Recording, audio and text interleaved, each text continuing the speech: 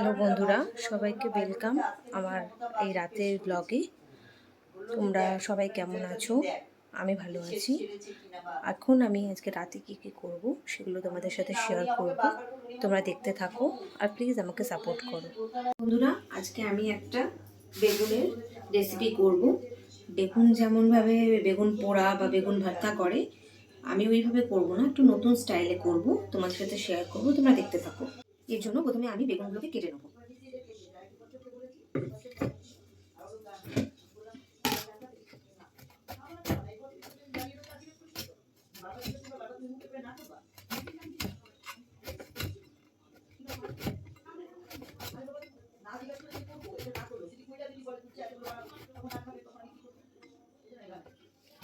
দেখো, বেগুনগুলো কেটে নিয়েছি, ভালো করে ধুয়ে নেবো। বেগুনটা ভালো করে ধোয়া হয়ে গেছে। এবার আমরা এর মধ্যে দেবো একটু হলুদ, দেব একটু নুন, আর দেবো এর মধ্যে একটু চিনি। এবার এটাকে ভালো করে আমরা মেখে নেব। আমাদের ভালো করে মাখা হয়ে গেছে। এবার আমরা প্যানটা বসিয়ে দেবো গরম করতে। দেখো, প্যানটাকে গরম করতে বসাবো।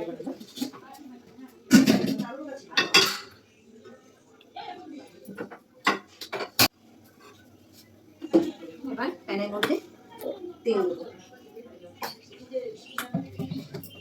তেলটা গরম হয়ে গেলে আমরা এটাকে বেগুনগুলোকে ভেজে নেবো। তার সাথে আমরা একটা এই সাইজের একটা পেঁয়াজ কাটবো।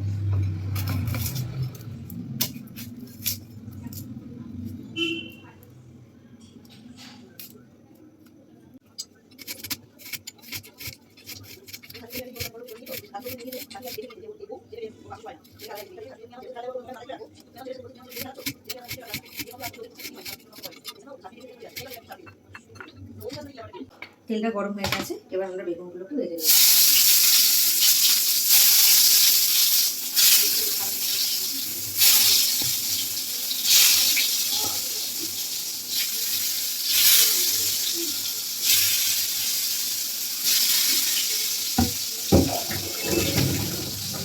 পেঁয়াজ আমাদের কুচানো হয়ে গেছে।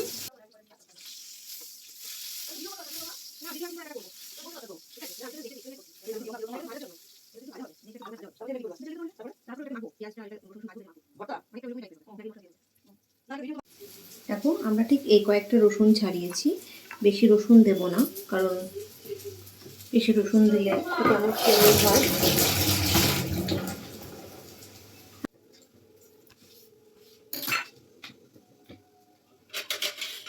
আমাদের বেগুনটা ভাজা হয়ে গেছে। এবার আমরা তুলে নেব।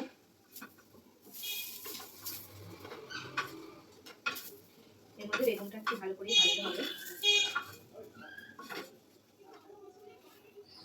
দেখো, বেগুনটা একটু ভালো পরিমাণে ভাজতে হবে, কারণ এটাকে আমরা আলাদা করে ইয়েতে দিইনি, তার জন্য এটা আমরা পুড়িয়ে নিইনি বলে এটাকে আমরা এইভাবে ভালো করে ভাজবো। এবার আমরা পেঁয়াজটা ভেজে নেব।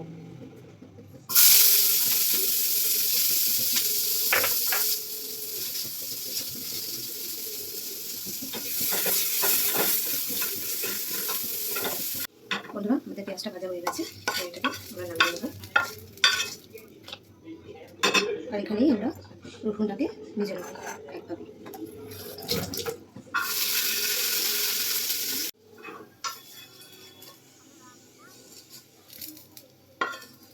এবার দুটো শুকনো লঙ্কা এখানে তেলেই ভেজে নেব।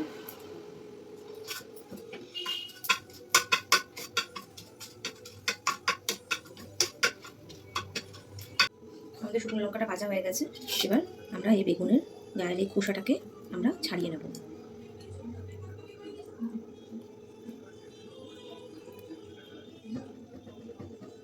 চলো ছাড়িয়ে তারপর তোমাদেরকে দেখাচ্ছি। দেখো, আমার খোসাটা ছাড়ানো হয়ে গেছে। এবার আমি এই শুকনো লঙ্কাটা প্যানে দেওয়াই আছে, এর মধ্যেই আমি সবগুলোই দিয়ে দেবো।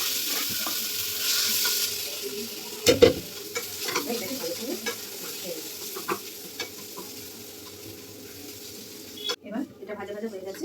এবার আমি মশলা রেডি করবো। এর মধ্যে আমি দিচ্ছি জিরে গুঁড়ো, একদম অল্প করে একটু ধনের গুঁড়ো দিচ্ছি, সামান্য পরিমাণে নুন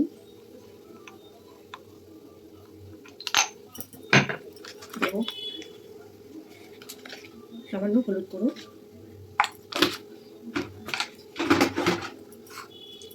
এই মশলাটাকে এবারের মধ্যে আমি দিয়ে দেবো।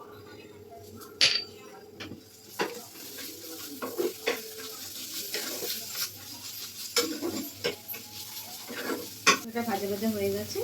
এবার আমি এর মধ্যে দেবো অল্প পরিমাণে ম্যাগি মশলা।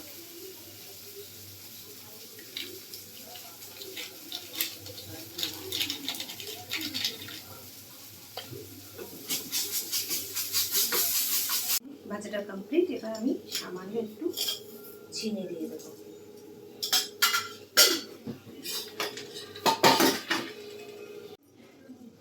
আর দেবো একটু ধনে পাতাটা একটু ধুয়ে দেবো।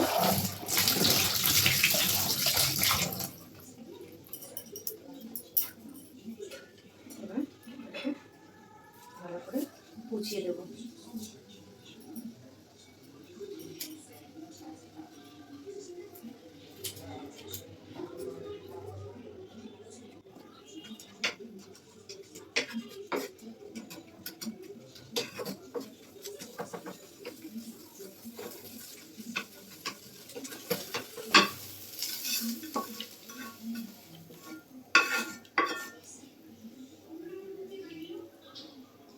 একটু ঠান্ডা হবে, তারপর এটাকে আমি মাখবো। বেগুনের এটা ঠান্ডা হয়ে গেছে, এটাকে এবার আমরা একটু মেখে নেব।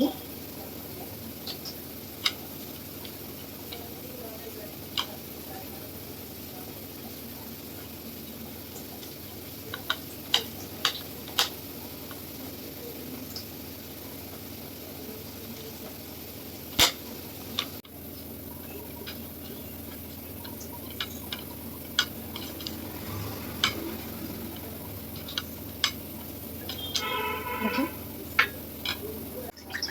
রুটি বানাবো।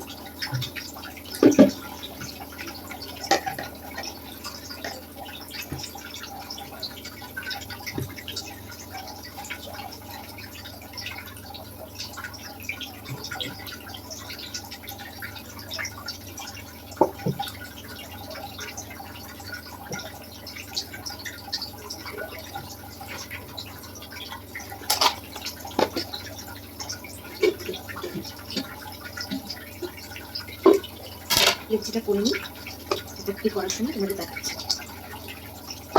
লেচি করা হয়ে গেছে।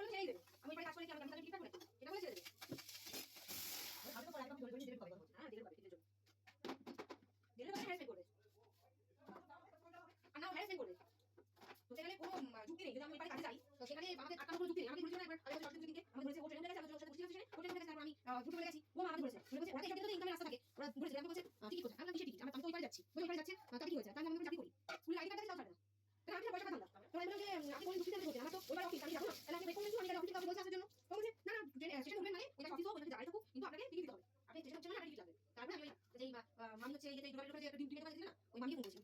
ফোন করে বলছে আমাকে ফোন করেছে। না আমার বর লাগালে পুলিশ। তারপরে বলছে তুমি কি কাজ করেছো? আমাকে এইবার 1000 টাকা পুলিশ কাটতে হবে। বলছে যে ঠিক আছে আমাদের মামাকে সারপ্রাইজ করে দিচ্ছি। আমাকে সারপ্রাইজ করে নিয়েছে। নিয়ে বলছে কোন ডিম আছে? আন্টির নাম কি? তখন ওনার নাম তো চালটাকে দিয়ে দিই কালকের জন্য।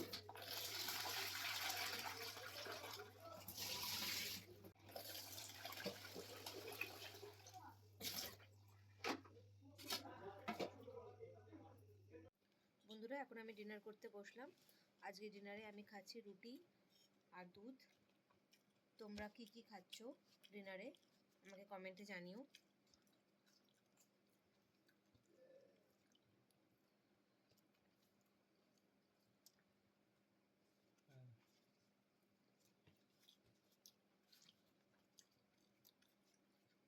খুব ভালো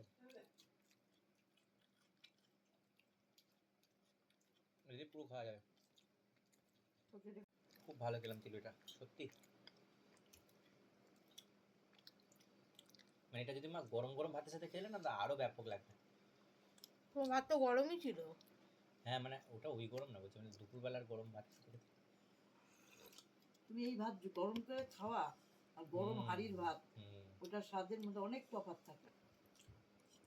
আর আমি আগে লিলিরে বলতাম, লিলির বর কোনো দিন খাবে না, তো গরম ভাত রান্না করে দিতে হবে। লিলির বর খুব জ্বালায়, আমি জ্বালাই না, 3 বেলা রান্না করে দিতে হয়। কেউ সহ্য করে না, অত নাটক কেউ সহ্য করে না। 3 বেলা আবার দুপুর